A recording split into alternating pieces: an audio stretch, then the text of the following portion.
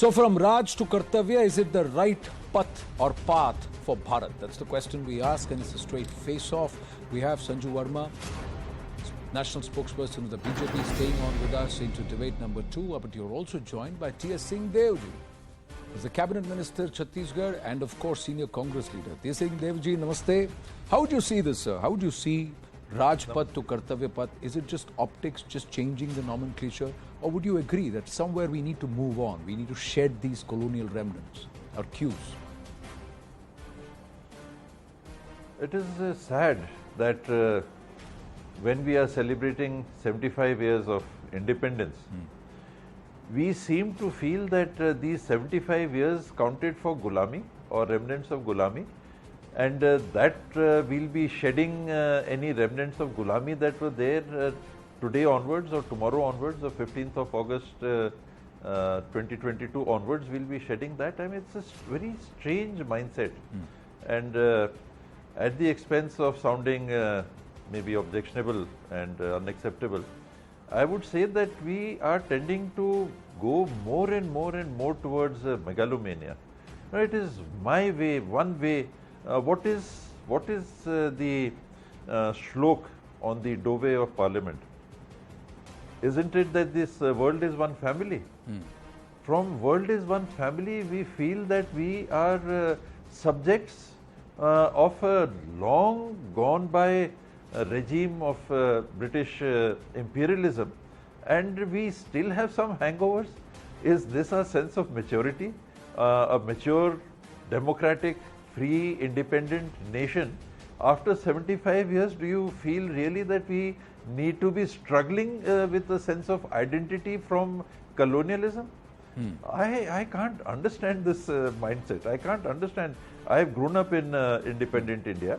I was born in 1952, which is 5 years after the country became independent. Did one moment in my life, did I ever feel that I shared any remnant of the British past? One moment of my life did I ever feel that? Who are these people who are feeling that we are somehow weighed down by remnants of a colonial past, and there is some ghulami? We are subservient to any imperialism, any other power outside the country? I fail to understand this completely. Okay, so you've made that argument.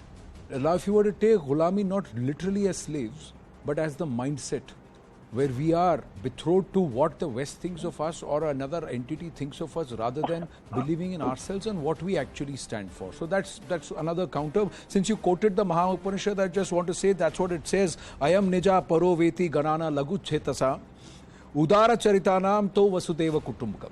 That's what it says. So all those who think about in small manners in what's in it for me and about their own gains and narrow-mindedness, that is not what you represent. If you have knowledge and if you really are worthy enough and you understand who you truly are, you will realize that the real truth is that the whole world is my family. So somewhere that's what it loosely means. But Sanju Verma, please respond to Mr. Singh. Yeah. Anand, I would like to say one thing very clearly.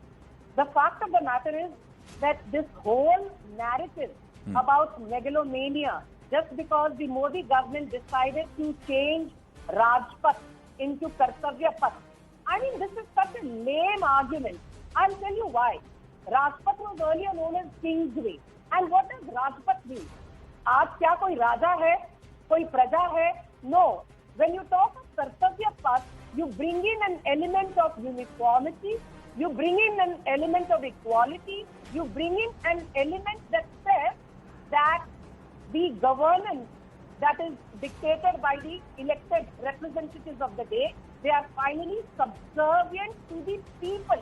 They are finally subservient to the electoral mandate that they are bestowed with. I will just give you a couple of examples why we need to celebrate our nationhood and not think of it as megalomania.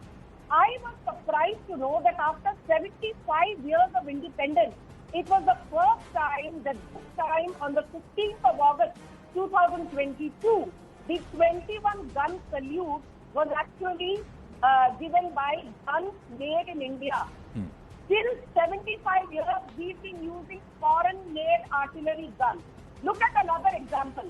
Some months back, we decided to merge the Amar Jawan Jyoti with the Amar Jawan Jyoti at the National War Memorial, because we said that the earlier one does not do justice to all the martyrs.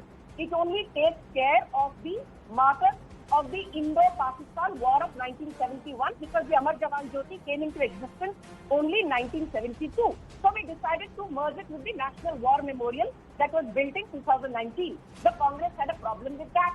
The Congress had a problem when the Modi government said 75 years of independence are gone by. Let us proudly celebrate the Har Ghar Tiranga campaign. इसमें भी उनको megalomania का angle नजर आया, election का angle नजर आया. Then we said a few months back that beating the retreat, let us not go ahead with Henry Francis Light, Abide With Me, which is a Scottish hymn. Let us have मेरे वतन के लोगों sung by Lata Mangeshkar. अब भला beating the retreat में लता मंगेशकर जी का मेरे वतन के लोगों ना सुनकर हेनरी फ्रांसिस लाइट एक स्कॉटिशमैन की हिम भला हम क्यों सुने, और उस पर भी कांग्रेसियों को आपत्ति थी. Then when we when the prime minister, I remember a couple of years back, said, I don't want to have my official residence be called 7 Racecourse Road. It will be called Lok Mulya Marg. उसमें भी इन लोगों को problem लोक कल्याण मार्ग. Lok Kalyan Marg. So I think the problem is not with what the Modi government does. The problem is with this colonial and imperialist attitude that the Congress is subservient to over the last many decades.